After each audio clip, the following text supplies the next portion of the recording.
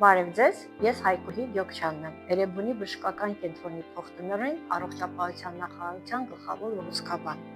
Մասնակցելու եմ Մադրիդում կայանալիք համահայկական բժշկական կոնգրեսին, որտեղ ներկայացնելու եմ պալիատիվ թերապիայի օգնությունը ուռուցքով հիվանդների մոտ։ Որպես վիճակագրական տվյալ, ասեմ, որ Հայաստանի Հանրապետությունում մոտ օնկոհիվանդների 30%-ը կարիք ունեն պալիատիվ թերապիայի, եւ մենք կարծեցինք, որ այս հարցը որոշակիորեն բաց է Հայաստանի Հանրապետության բժշկական քննարկման մեջ եւ մենք կուզենանք բոլորին հրավիրել, որպեսզի քննարկենք եւ պալիատիվ թերապիան սպეციფიկ օգնության տեսքով, դեղորայքային թերապիայի տեսքով եւ ռադիոթերապիայի տեսքով եւ նաեւ խնամքի տեսքով։ Շնորհակալ եմ։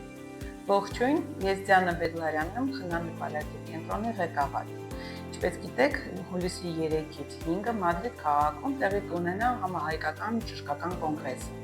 Հրավիրում եմ ձեզ հուլիսի 4-ին մասնակցելու կլոր սեղանին նվիրված պալիատիվ բուժօգնությանը։ Այդ ընթացքում կքննարկենք պալիատիվ բուժօգնության խնդիրները Հայաստանում, ինչպես նաև բարելավման ուղիները։ Ինչ հանդիպում Մադրիդում։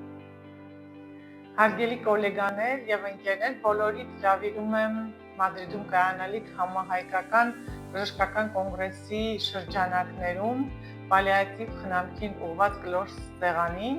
որտեղ բազմաթիվ այլ հարցերի հետ միաժամանակ քննարկվելու են նաև կաթվածի